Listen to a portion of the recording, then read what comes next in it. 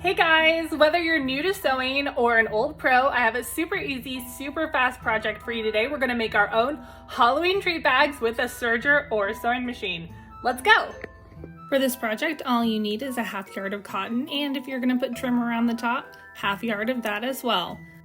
My pumpkins aren't directional, but if you do have a directional fabric, you're going to want to cut it along the center line right here so that all of your ghouls, goblins, or ghosts are facing the right way on both sides of your bag.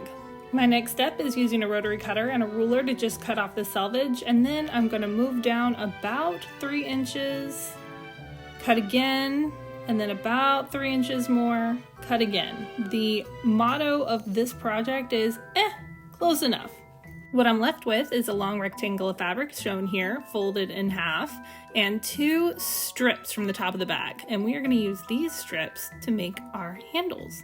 So on my serger, I'm chaining off and putting the chain inside of the fold, right sides together, and then just serging up the edge.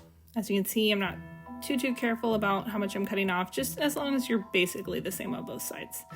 Now I'm going to use that chain that we tucked inside of the fold to turn my bag. Of course, many of you probably use the safety pin method, and that's okay too, whatever works for you. Trim it, press it, and we have 2 handles ready to go. If you're feeling fancy, you can add a top stitch right along here. But for the next part, we are going to sew up the sides of the bags. So my fold is down there at the bottom. This is my top, my opening section.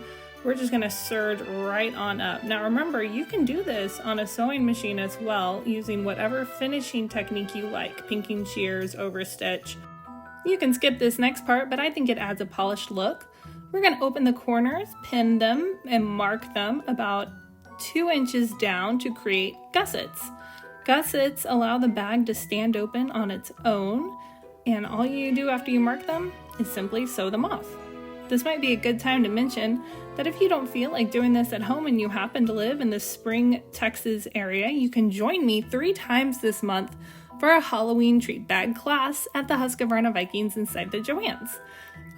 Give me a DM or call the store to sign up for a time. We're going to be making these super cute bags in store using our sewing machines. This next part is totally unnecessary, but I really wanted to add some cute little pom-poms to this version of the bag. So you see me here cutting another 2 inches off the top, folding it, and adding my handles on real quick. Those are the handles we made earlier. Pom-pom, and then this little top band section. Now, if you didn't want to do this, you would simply add your handles and turn the bag over, either serging it or top stitching it as you please. You can see here, this is where I messed up. The handle needs to go on top of the pom-poms to lay nicely. It's okay, we got the mistake. All right, here we have bag, pom-poms, handles, and top section of the bag.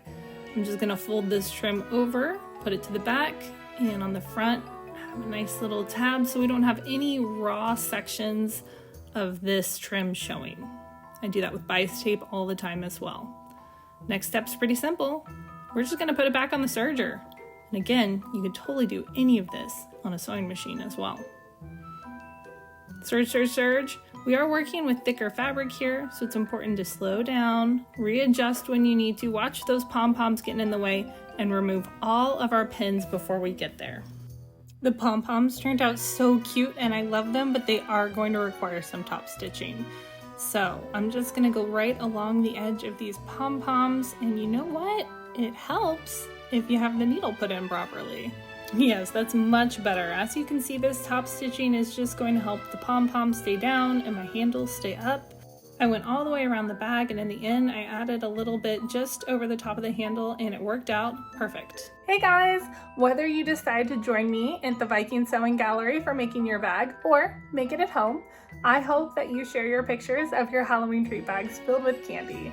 Have a happy Halloween and happy sewing!